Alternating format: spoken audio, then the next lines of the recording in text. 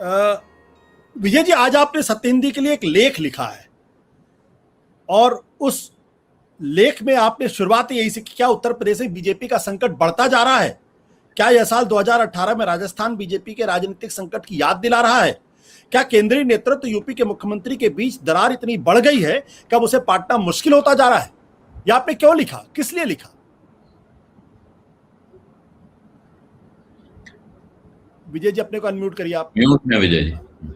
इस सारी भूमिका को सिद्धार्थ जी ने बहुत ज्यादा साफ तरीके से बता दिया है कि क्या क्या हो रहा है, क्या स्टैंड ऑफ है, क्या पॉलिटिकल सिचुएशन उत्तर प्रदेश में चल रही है और पिछले काफी समय से क्या क्या होता जा रहा है।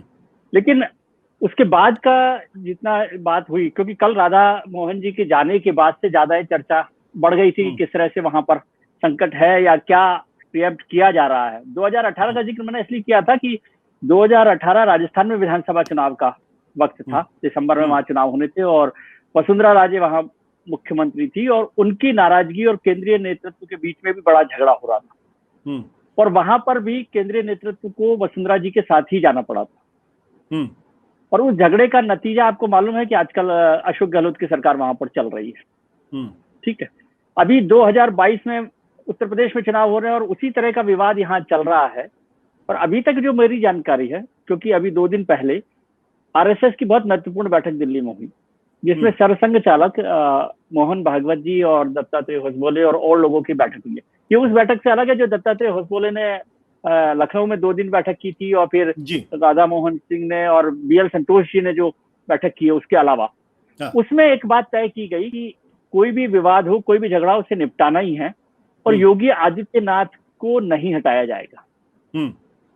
योगी आदित्यनाथ के साथ ही चुनाव लड़ा जाएगा। लेकिन इसको मैं इस दावे के साथ नहीं कह सकता कि योगी आदित्यनाथ के चेहरे के साथ चुनाव लड़ा जाएगा। अच्छा, हो सकता है कि वो तय किया जाए कि सामूहिक नेतृत्व से जाया जाए या योगी आदित्यनाथ के साथ चुनाव लड़ा जाए, लेकिन फिलहाल ये तय कर दिया गया कि योगी आदित्यनाथ को नहीं हटाया जाएगा। पहली बात।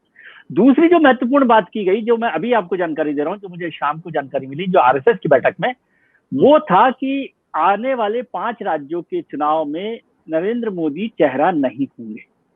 प्रधानमंत्री नरेंद्र मोदी चेहरा नहीं होंगे। प्रधानमंत्री नरेंद्र मोदी चेहरा नहीं होंगे और जो क्षेत्रीय नेतृत्व है वही चुनाव लड़ेगा।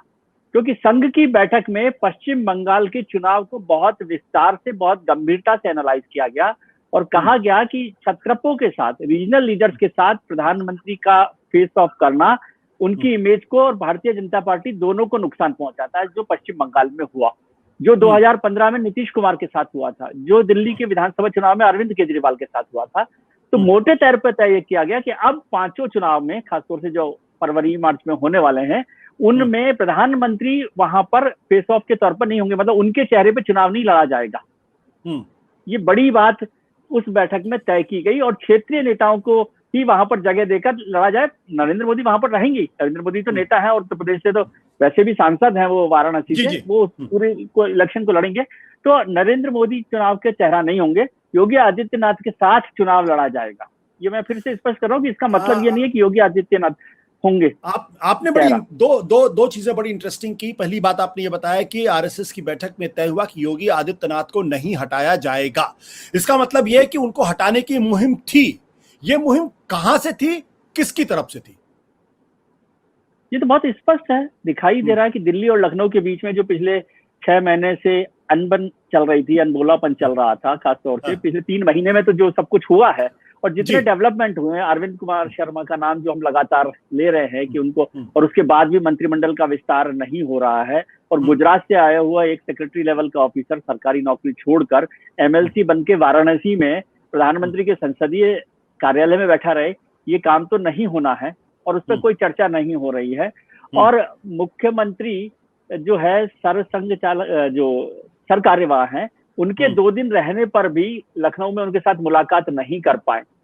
ठीक है, जब जेपी नड्डा राष्ट्रीय अध्यक्ष उत्तर प्रदेश को लेकर यहाँ पर बैठक कर रहे हों संगठन महासचिव के साथ और संगठन सचिव राष्ट्र के जो राज्य के हैं उनके साथ, उस औपचारिक तौर पर ठीक लगता है। लेकिन क्या आपको लगता है कि मुख्यमंत्री की जरूरत नहीं होती उस पर चर्चा करने के लिए? उस पर चर्चा वहां पर नहीं हुई है। तो ये अनबन तो काफी समय से चल ही रही है, लेकिन ये साफ किया गया कि ये नहीं चलेगा और राजस्थान जैसा माहौल नहीं बनेगा। चुनाव को इसी तरह से लड़ा जाए, सब मिलकर इस चुनाव को लड़ें, योगी जी के साथ लड़ें।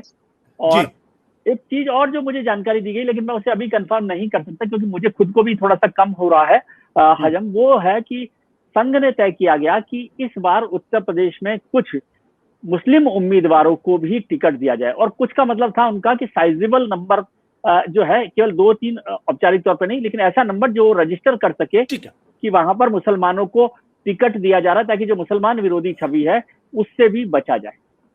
यानी विजय जी, अगर आप दिल्ली और लखनऊ के बारे में बात करें, इसका मतलब सीधा है कि नरेंद्र मोदी और योगी आदित्यनाथ के बीच में ठनी हुई, बहुत सीधी सीधी सी बात है।